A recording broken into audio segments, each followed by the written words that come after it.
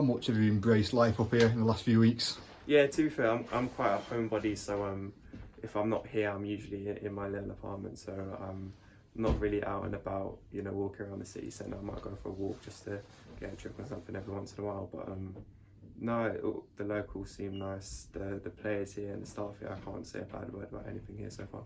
But your first introduction to Bloomfield Road was one to forget, but much better on Tuesday night, so how much did you sort of enjoy that second crack at home? Yeah, I don't take the highs too high or the lows too low, so I think it was a great account of the team to bounce back from it. I think some of the stuff we could have done in possession could have been better, but there's always room for improvement, so I'm happy that we got the win, but now it's about showing our play style on the pitch. The fans have been great from my experience so far. I don't expect them to be cheering us when we lose 4-0, but from what I've seen so far, with my little experience, it's been really enjoyable to play in front of them.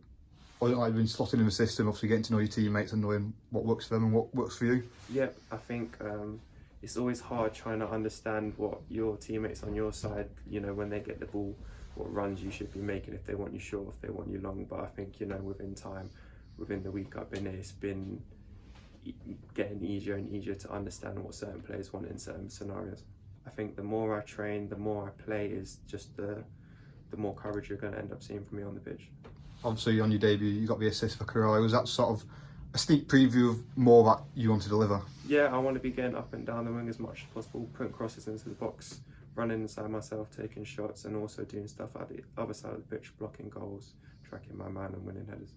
When you Google your name, one of the things you find is an interview with Zinchenko from a few years ago, and he picked you out as a youngster who was excited by it. When you are obviously in the academy at a club like Arsenal, you got big players who've won leagues talking about you. How does that sort of feel?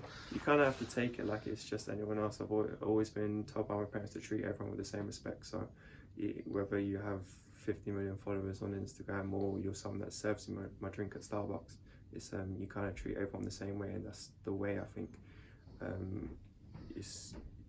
I think that's one of the best ways that's going to help me translate what I want to do onto the pitch, if you look at everyone equally.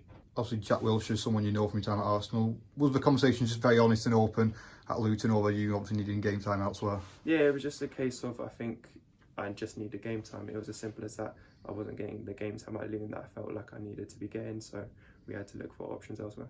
You can't ask for much more, really. Obviously, men's football, you want to play as much as possible in your first few years, but coming here and obviously starting the last few games, it's everything you dreamed of. Yeah, it's been a perfect start for me. Obviously not results-wise, but on a personal note, all I can ask for is that in 3 games that I'll be playing 90 minutes in each. So I can't say a bad word about that.